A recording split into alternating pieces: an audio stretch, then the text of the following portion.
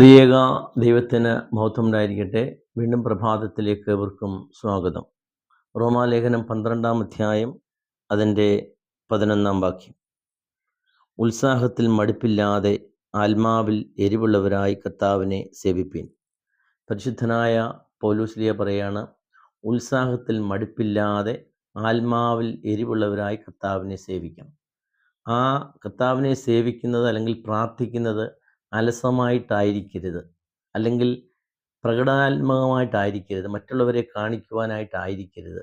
മറിച്ച് ഉത്സാഹത്തോടെ മടുപ്പില്ലാതെ ആത്മാവിൽ എരിവുള്ളവരായി പ്രാർത്ഥിക്കണം. പരിശുദ്ധ മാമോദീസായിലൂടെ നമുക്ക് കിട്ടിയ പരിശുദ്ധാത്മാവിൻ്റെ വരം, ആ പരിശുദ്ധാത്മാവിനെ ഇങ്ങനെ പ്രജ്വലിപ്പിച്ചുകൊണ്ടിരിക്കണം. അത് നഷ്ടപ്പെടുത്താതെ നോക്കണം. ദൈവാത്മാവ് നമ്മൾ നഷ്ടപ്പെടുമ്പോഴാണ് നമ്മളിൽ ദുരാത്മാക്കൾ കടന്നു കയറുന്നതും നമ്മൾ തിന്മയുടെ അനുഭവത്തിലേക്ക് പോകുന്നതും പാപം ചെയ്യുന്നതും. പരിശുദ്ധനായ യോഹന്നാൻ ശ്ലീഹ ഇസ്കറിയാത്ത യൂദായെക്കുറിച്ച് പറയുന്നുണ്ട്. യോഹന്നാൻ്റെ സുവിശേഷം 13-ാം അധ്യായം 26-27 വാക്യങ്ങളിൽ നമ്മൾ ഇങ്ങനെയാണ് വായിക്കുന്നത്. യേശുമ്പുരാൻ അപ്പം ഞുറുക്കി ഈ ഇസ്കറിയാത്ത യൂദാവിന് കൊടുത്തു. അത് സ്വീകരിച്ചു, അത് ഭക്ഷിച്ചു കഴിഞ്ഞ ഉടൻ അവൻ യേശുമ്പുരാനെ വിട്ട് പുറത്തേക്ക് പോയി. അവനിൽ സാത്താൻ കടന്നു എന്നാണ് പറയുന്നത്. യേശുമ്പുരാനെ വിട്ടുപോയി. യേശുമ്പുരാനുള്ള എരിവ്, യേശുമ്പുരാനുള്ള ഉത്സാഹം അവൻ തീർന്നുപോയി. അവനിൽ സാത്താൻ കടന്നു. എന്തുകൊണ്ടാണ് സാത്താൻ കടന്നത്? യേശുമ്പുരാനേക്കാൾ കൂടുതൽ അവൻ എരിവ് കാണിച്ചത് അവൻ്റെ കയ്യിലുള്ള പണസഞ്ചിയോടാണ്. ആ പണസഞ്ചിയിൽ എങ്ങനെയും ആ പണസഞ്ചി നിറയ്ക്കണം എന്നുള്ള വ്യഗ്രതയിൽ ദ്രവ്യാഗ്രഹമോഹിയായ ഇസ്കറിയാത്ത യൂദാ ഈ യേശുമ്പുരാനേക്കാൾ കൂടുതൽ ഈ ദ്രവ്യത്തെ സ്നേഹിച്ചപ്പോൾ, യേശുമ്പുരാനെ വിട്ട് പുറത്തേക്ക് പോയപ്പോൾ, ദൈവത്തെ വിട്ട് പുറത്തേക്ക് പോയപ്പോൾ അവൻ സാത്താൻ കടന്നു. പിന്നെ അവൻ്റെ നാശമാണ് ഉണ്ടാകുന്നത്. അവൻ യേശുമ്പുരാനെ ഒറ്റുകൊടുക്കുന്നു. അവന് ആ ഒറ്റുകൊടുത്ത കാശുകൊണ്ട് അവൻ കരുതി എല്ലാം നേടാമെന്ന് കരുതി. അതിൽ ഒറ്റ ചില്ലിക്കാശ് പോലും അവന് ഉപകരിച്ചില്ല. അവന് സമാധാനമില്ലാതെ അലയുകയാണ്. കാരണം ദൈവത്തെ വിട്ടുപോകുമ്പോൾ ആ ദൈവത്തോട് ചേർന്നുള്ള സമാധാനമുണ്ടല്ലോ, ആ സമാധാനം വേറെ എങ്ങും കിട്ടത്തില്ല, ലോകത്തെങ്ങും കിട്ടത്തില്ല. പക്ഷേ യൂദാ കരുതിയത് ഈ പണമാണ് എല്ലാം, ദ്രവ്യമാണ് എല്ലാം എന്ന് കരുതി യേശുമ്പുരാനെ വിട്ടുപോയപ്പോൾ അതിലവൻ സമാധാനം കണ്ടെത്തിയില്ല. സമാധാനം കണ്ടെത്താതെ അവനിലുള്ള ആ ദുരാത്മാവ് അവൻ്റെ നാശത്തിലേക്ക് അവനെ നയിച്ചു. അവൻ തൂങ്ങി മരിക്കുകയാണ്, അവൻ ആത്മഹത്യ ചെയ്യുകയാണ്. പ്രിയമുള്ളവരെ, വീണ്ടും നമ്മൾ കാണാം, ഇവിടെ ഇതാ ശമൂവേൽ പ്രവാചകന്റെ 1-ാം പുസ്തകം 16-ാം അധ്യായത്തിൽ നമ്മൾ കാണുന്ന ഇങ്ങനെയാണ്. ശൗലിനെ കുറിച്ച് പറയുന്നുണ്ട്. ഇസ്രായേലിൻ്റെ 1-ാമത്തെ രാജാവായ ശൗല്, ഒന്നുമില്ലായ്മയിൽ നിന്ന് അവനെ ഉയർത്തിക്കൊണ്ടുവന്ന ദൈവം അവനെ ഇസ്രായേലിൻ്റെ രാജാവാക്കി കഴിഞ്ഞപ്പോൾ അവനിൽ അഹങ്കാരം വർദ്ധിക്കുകയാണ്. അവൻ അനുസരണക്കേട് കാണിക്കുകയാണ്, ദൈവത്തോട് അനുസരണക്കേട് കാണിക്കുകയാണ്. ഈ ശമൂവേൽ പ്രവാചകൻ പറഞ്ഞു, നീ ഗിൽഗാലിൽ എനിക്ക് വേണ്ടി വെയിറ്റ് ചെയ്യണം, അതായത് എനിക്ക് വേണ്ടി നീ കാത്തിരിക്കണം എന്ന് പറയുകയാണ്. ഗിൽഗാലിൽ കാത്തിരിക്കണം. എന്നാൽ ഈ ശമൂവേൽ പ്രവാചകന് വേണ്ടി കാത്തിരിക്കാതെ അവൻ സ്വയമായി യാഗം കഴിച്ചു. അങ്ങനെ യാഗം കഴിച്ചു കഴിഞ്ഞപ്പോൾ ഇതാ ശമൂവേൽ പ്രവാചകൻ വരുന്നു.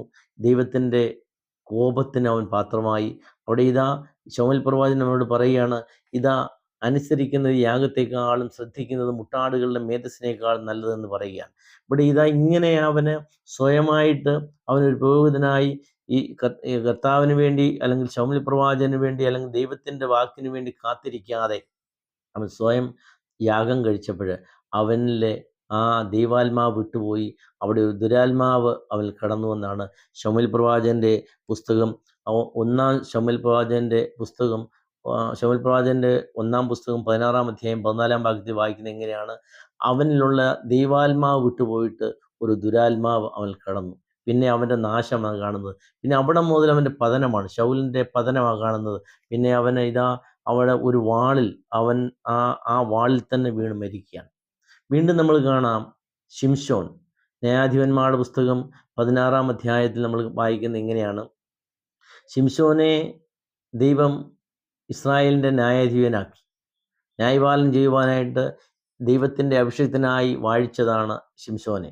എന്നാൽ ആ ദൈവനിയോഗം മറന്നുകൊണ്ട് ശിംശോന് ആ ഒരു ഫിലിസ്ത്യ വേശ്യയുടെ മടിയിൽ കിടന്നുറങ്ങി സൂഹിക്കുമ്പോൾ അവൻ്റെ നിയോഗം മറന്നുപോയിട്ട് ദൈവത്തിൽ നിന്നകന്ന്, ദൈവനിയോഗം മറന്ന് അവനെ ഏൽപ്പിച്ച ഉത്തരവാദിത്തങ്ങൾ മറന്നുകൊണ്ട് അവൻ വേശ്യയുടെ മടിയിൽ കിടന്ന് അവൻ അവൻ്റെ ഉത്തരവാദിത്തങ്ങൾ മറന്ന് ഇങ്ങനെ അവൻ സുഖിച്ചു കിടക്കുമ്പോൾ അവനെ ഇതാ ഫെലിസ്തീയർ വന്നിട്ട് അവനെ ബന്ധനസ്ഥനാക്കി 2 കണ്ണും പൊട്ടിച്ച് ഇതാ അവനെ ഒരു കോമാളിയാക്കി നിർത്തിയാണ്.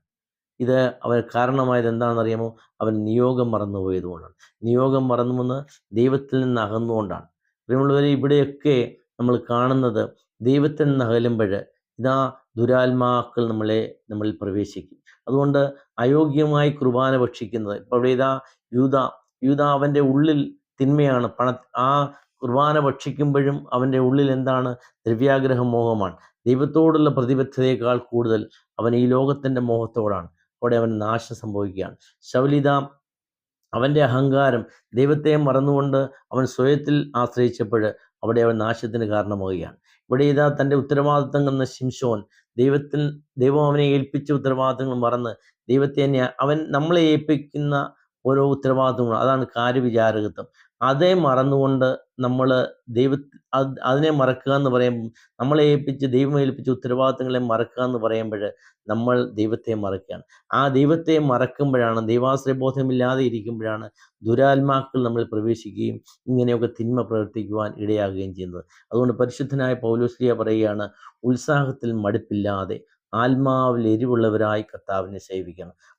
മറ്റുള്ളവരെ കാണിക്കുവാനല്ല, അലസതയോടെ ആയിരിക്കരുത്, പ്രകടനാത്മകമായിരിക്കരുത്, മറിച്ച് ഉത്സാഹത്തോടെ മടുപ്പില്ലാതെ ആത്മാവിൽ എരിവുള്ളവരായി കർത്താവിനെ സേവിച്ചുകൊണ്ട് നമ്മളിലുള്ള പരിശുദ്ധാത്മാവിനെ പ്രോജ്വലിപ്പിച്ചുകൊണ്ട് ദൈവാശ്രയബോധത്തോടെ നമുക്ക് ജീവിക്കാം.